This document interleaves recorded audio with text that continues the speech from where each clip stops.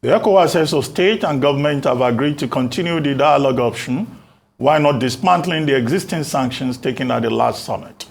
President of the ECOWAS Commission, Dr. Umar Toure, disclosed this at the end of the second extraordinary summit on the political situation in Niger Republic, held in Abuja.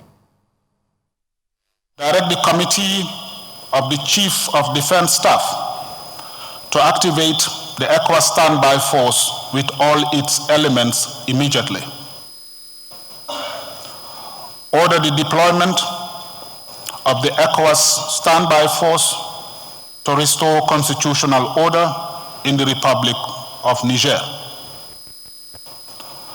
Underscore its continued commitment to the restoration of constitutional order through peaceful means. Enforce all measures, in particular border closures and strict travel bans and assets freeze, on all persons or groups of individuals whose actions hinder all peaceful efforts aimed at ensuring the smooth and complete restoration of constitutional order. Direct the President of the Commission to monitor the implementation of the sanctions. Also, ECOWAS has ordered the activation and deployment of a standby military force to Niger to restore constitutional order. ECOWAS also warned countries within the bloc supporting the coup leaders to stay off such actions.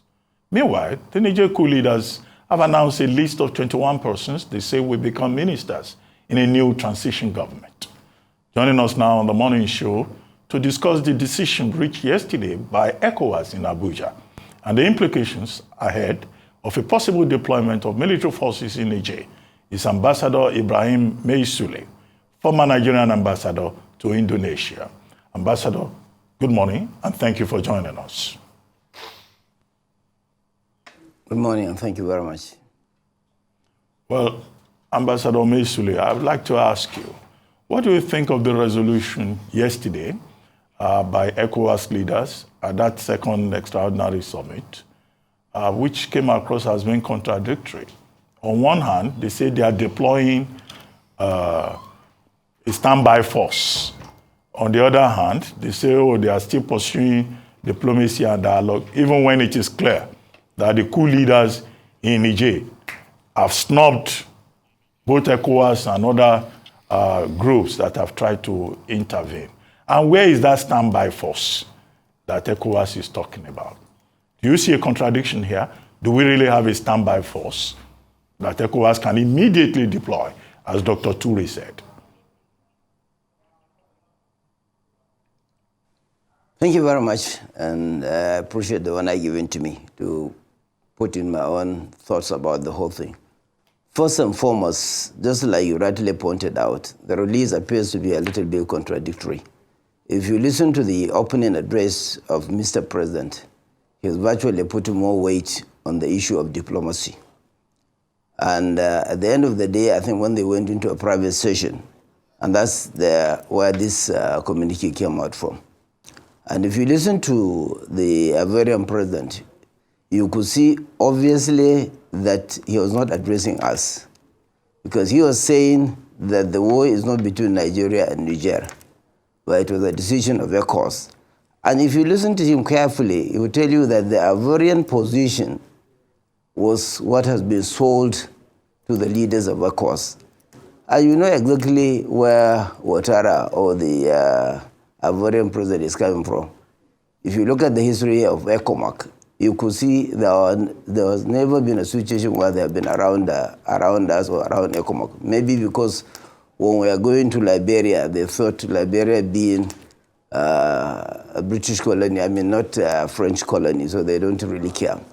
But the basic issue is one has to be extremely careful with these sit-tight leaders.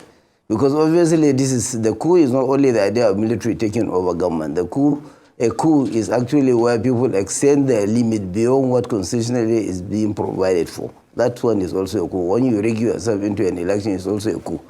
So basically the problem with these leaders is I am right, everybody else is wrong.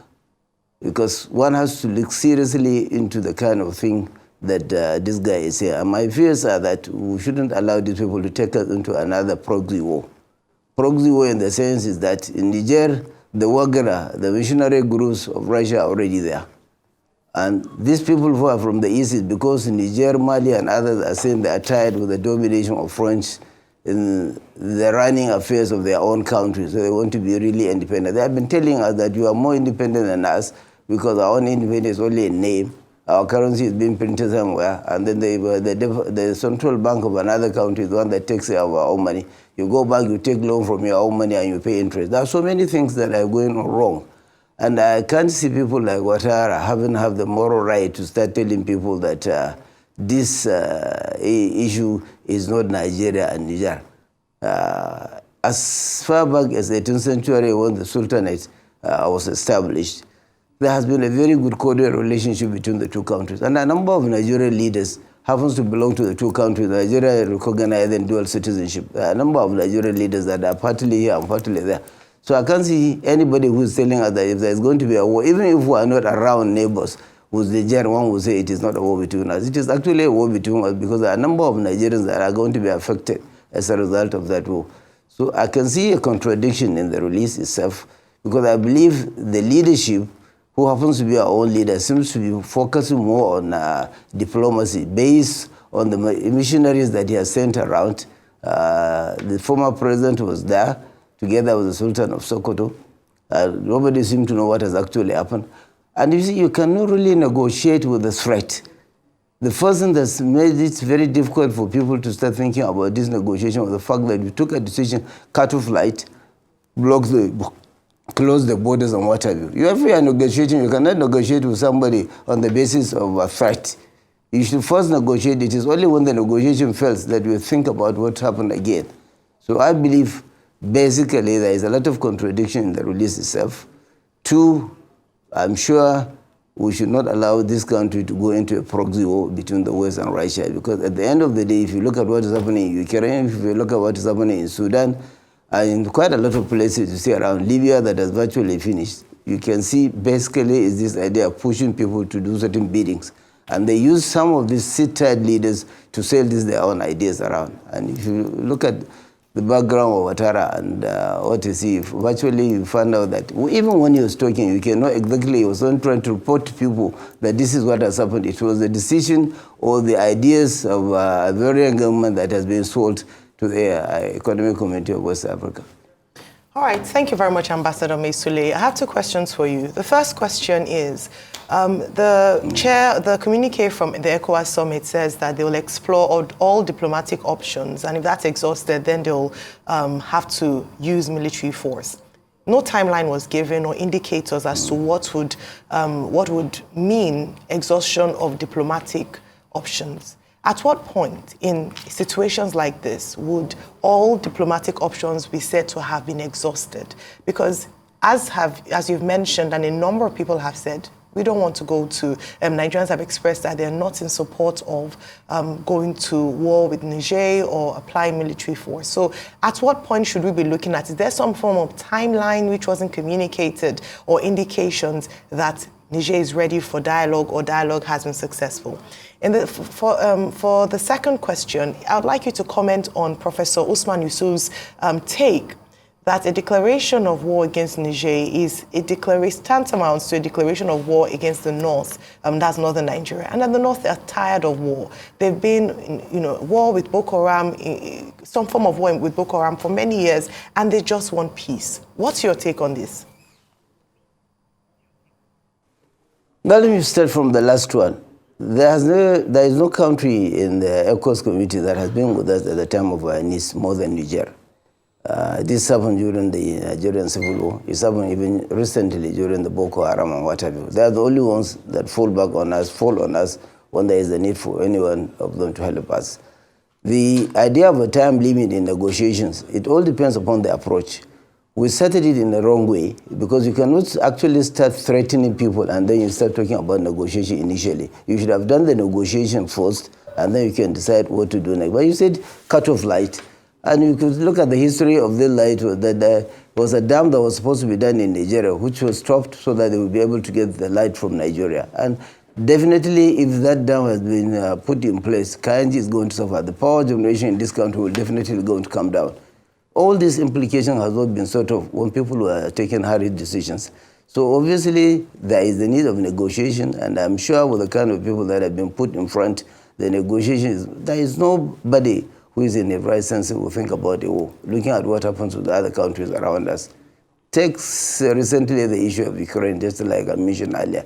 Take the issue of Sudan that I mentioned, and quite a number of them. Libya, as I said, is already a gone country, and nobody will take that kind of a mistake. And in Nigeria, the worst part of it, especially the 7 states that border Niger, there's too much intermarriages and relationship between them, including Kano, which is actually not bordering Niger, but Kano and Dora is virtually close by.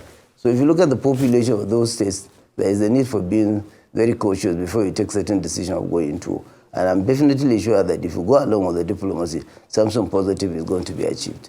The junta group may calm down, and Nigerians are also going to calm down, or ECOWAS itself will go to calm down, and then there will be a meeting point somewhere.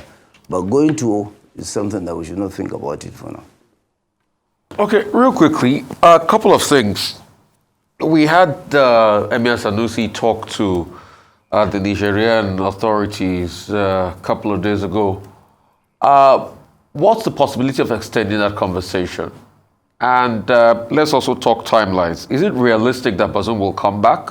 Some experts have posted that it's almost impossible, that the best we can get out of this conversation is a timeline for transition to civilian rule again in Niger, which had been done before. You know, when you look at the last coup, during the time of Mamadou Tandja, when he was about to go for 3 terms, somebody stepped in, did a coup, and they had a transition period for about a year. You see, just like you rightly pointed out, what one was thinking of, ECO should have gone holistic. There are a number of military governments within ECOWAS right now. You have Mali, you have Burkina Faso, and what have you. So you start thinking about how to stop it in the future occurrences. This has already happened, but the only thing is how to stop it. But as people actually said, once a coup lasts for over 24 hours, then it's difficult to ask these people to go back and restore the then government that they have already toppled. Look at the threat they are now given, that if you move into their own country, they are definitely going to kill him. So if you kill him, whom else are you going to throw in again? So the idea is to find a way out and then think seriously of how you can go to restore democracy in a more peaceful manner. Well, Ambassador, let me ask you. President Tinubu keeps quoting ECOWAS resolutions. That was what you referred to when he approached the Senate to give the presidency powers to implement ECOWAS resolutions. Now, are ECOWAS resolutions superior to the Nigerian constitutional process, even when Section 12 of the 1999 Constitution says treaties, protocols, conventions will have to be domesticated for them to have the force of law? Can the president act on the basis of ECOWAS resolutions, even when the Senate has advised him not to commit Nigerian troops to any act of military intervention?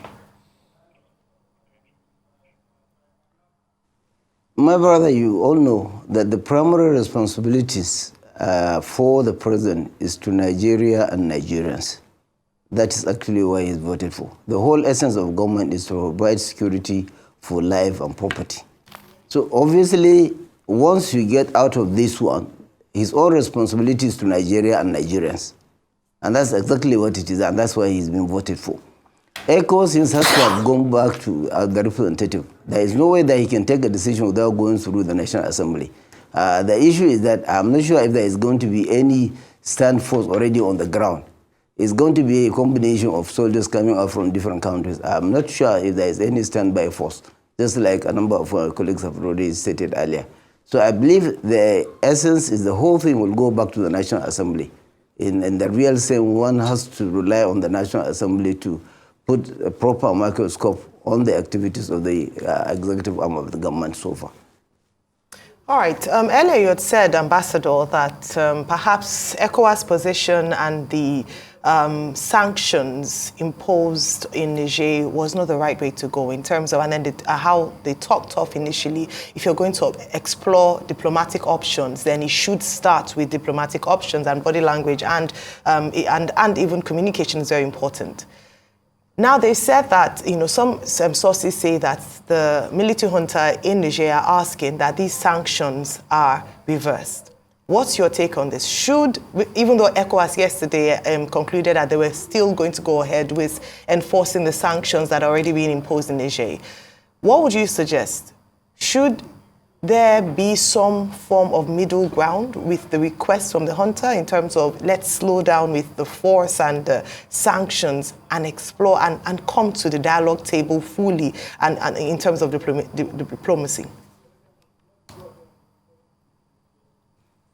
I know there are some organizations have already written and have already made up their own position. First, you have to do the tensions, open the border, and secondly, restore the power supply. Because as I said earlier, this issue of power supply is going to affect us if they continue with their dam project, because it is going to affect Java. And definitely it is going to bring down the power generation of the entire country. And who is going to be a loser? Is it Nigeria or ECOWAS? So obviously, as soon as you go on with the negotiation, with the diplomatic discussions, there is going to be a way out that the two of them can come together and something amiable and amicable can come out of those discussions. But what actually took place initially was that you do the threat, you do the sanctions before you even start the negotiation. It is after those discussions that you send emissaries to Niger, and then some people decided on their own, looking at the risks, that this country is going to get in to try to get themselves involved. And that's, even at that level, you can see there is some kind of approach, because Ibrahim Mai-Sule was allowed to see the head of the junta. He was carried by one of the respected emirs, the emir of Damagram over there. So obviously, some movement is going ahead. A government has been formed. The prime minister is a civilian. Obviously, there is going to be a way of having a discussion that we can go somewhere. But we'll have to look seriously into putting down the military action for now. So concerning the dam issue, there's been a kickback, and I got a message here that saying that, but Niger first broke that agreement as regards the dam by building a dam on the upper Niger. Can you throw more light on that? I don't think they are building. I know they are yes, I know they are building it, but I know they have a problem with it. It doesn't move anywhere. I know they started it, and I was made to understand there was a negotiation, and then they didn't stop. I don't know the situation as it is now, but I knew at one time they started the whole idea, and then they were reminded of that initial agreement, and it was stopped. But I'm not sure whether it is already on. But for them to build a dam on the upper Niger... People around the Jeba have not complained about it. Okay, so for them to even start building despite the agreement, is it not that Niger has broken the agreement in the first place? No, there's no doubt about it, but that's why I'm saying that maybe there must have been a reason for it, but there was an intervention, and as a result of that intervention, the thing was, I was made to understand that it stopped. I don't know what it is the situation now. Okay. In any case, I keep pushing, whether they block they build their hydro dam or not. We get just about 15% of electricity supply in Nigeria from hydro. Kanji, Shiroro, and Jeba. So really, 85% of our electricity here comes from, thermal stations. Gas. Yes, but that's not beside the point. Don Corleone, in Mario Puzo's The Godfather, says, never begin any negotiation with a threat. Do you think that ECOWAS leaders boss themselves? On the same wavelength. Hello? You were saying something? I said you're on the same Hello, I'm hearing you. Okay, so... I say we are on the same wavelength. We are going to... Yes. So do you think that ECOWAS leaders, in fact, mismanage this entire process by boxing themselves into a corner, starting with a threat and compelling the coup leaders and their allies in Guinea-Conakry, Mali, and Burkina Faso by starting with threats? How do they work their way back now if military intervention will not work?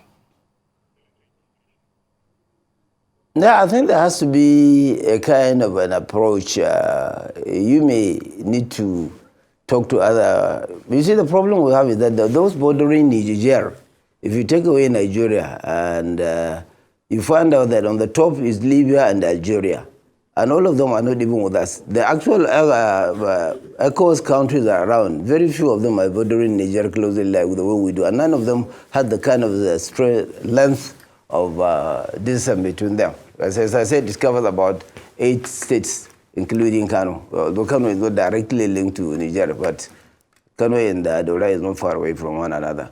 So I think there is the need for this diplomacy, and I'm sure as a result of that, something is going to be achieved. These 2 discussions that has been done by a number of people, and I know there are a number of people that are doing their own silently. So everybody doesn't want to create any war because everybody has seen the repercussion of wars in the other countries that have gone through. It's going to actually come down to our city rooms. It's not going to be at the border. You cannot think about war in Niger around the area and you think places like Dora and others are going to be safe. At the end of the day, it is going to be in our own city room. So obviously, everybody is concerned to make sure that we don't go into war and something come out of it peaceful so that at least people should go through their normal life. But I have a question, just a bit more general in terms of how do we prevent coups in West Africa, in Africa? I mean, one of the reasons why the ECOWAS bloc isn't taking the Nigerian coup lightly is because of the spate of coups in this region in the last 3 years and the fact that they cannot afford for another successful coup without addressing it decisively. However, this also brings up the question as to why do coups occur? Especially with regards to, as you already alluded to, a challenge on the constitution with regards to sometimes internal issues where leaders keep extending their terms in office. Some of these leaders were at the summit yesterday. So it's interesting there. How do we have conversations like this so that we do not have a repeat of what's going on in Niger, in Mali, in Burkina Faso, in Guinea? Good governance. Strict adherence to constitutions. And once that has been there, and then you start thinking about providing the basic needs of people's life. If that is being put in place, the people will react. It has happened in Turkey. There was a coup, and it was the people that really went into the armored vehicle themselves and worked against the coup. So obviously, if there is a good governance of the ground and there is adherence to the constitution of the country, the issue of coup will be handled by the people, by the populace themselves. But in a situation where people have got in extended terms or rigged the election into office, and at the same time, people are really in a very bad situation themselves. So you cannot see the people reacting to defend the government themselves because they don't feel the government is for them. But once there is a good governance, and then there is adherence to constitutions, people will definitely go and stop it themselves. And as I said, you can see it happened in Turkey, and people brought it down. All right, but we had an ambassador yesterday, Ambassador Ali, who said that in assessing Bazoum's governance, that it was credible, it was good, that UN statistics or UN figures shows that he was doing something good in Niger. However, this could still happen. I'd like your assessment on his government. And are there instances where people, it's just for selfish interest when it comes to coups? No, in actual fact, in some cases, as I said, there is the need of good governance on the ground. But in some cases, it depends upon the diversity. Whatever you do, the other side will say, we have not done well, but you should do it at the dictate of your conscience. I gave you an example of a country. The one that was a coup, he was outside the country, but the people reacted, and the government was brought back. So you see, the issue is that it has to touch virtually everybody. And once that is being done, it is okay. But Ambassador, you and I cannot use Turkey as a very firm example because there's also another school of thought that says that Erdogan wanted to purge his opponents in Fethullah Gulen and he wanted to purge that group out. That the question is, did the coup truly even happen in the first place? I mean, let's not use Turkey. But I'd like to ask you, I'd like to ask you a question. What is good governance in your estimation, in your analysis? What does good governance mean? Because it's a big contention. In fact, we're having this debate yesterday. What is good governance? Then what is there except providing the basic needs of society? What do average Nigerian need? To eat, to go to hospital, his children to go to school, and the resources in the country can provide that. And then adherence to the constitutional provisions. People trying to extend their tenures unnecessarily. So obviously, these are the kind of people that, like most military people will say that once you see a coup, then there is a basic move from the society that they are tired with their government, and that's why the military will take advantage. There is a failure somewhere before they take advantage. Okay. I agree. Turkey thing can be a different thing, but it happened the way it is. Whether it was arranged or whatever, it can happen anywhere. Because I knew there was a coup in Nigeria that was stopped. Well, Ambassador, one of the lines in the communique read by Dr. Toure is that ECOWAS is calling on the international community and its partners to support the immediate deployment of a standby force to Niger. What do you think is likely to be the response of those partners, particularly the AU and the United Nations, which, by the way, has also expressed concern about developments in Niger? You see, when you talk about United Nations, you cannot avoid mentioning United States. United States and France have got their own base in Turkey when this coup was taking place, and nothing happened. They didn't do anything to stop it. So obviously, they have got their own vested interest. And in France, you can see the kind of thing that is happening. In Mali, in Niger, they are trying to at least term themselves their own independent with the way things are going, even if it has not started in the legal way. So obviously, France will be one of those people that can really push forward the idea of war and what have you, so that they can get back their ego. I think it is very important for us to realize that we need to work as a team, and we need to avoid a situation where we'll look back and find out that we're really going to say, if I had known, it would have been an afterthought. There is nowhere that any war took place in the recent years that people have not regretted. Well, thank you very much, Ambassador Mai-Sule, for joining us on the morning show today.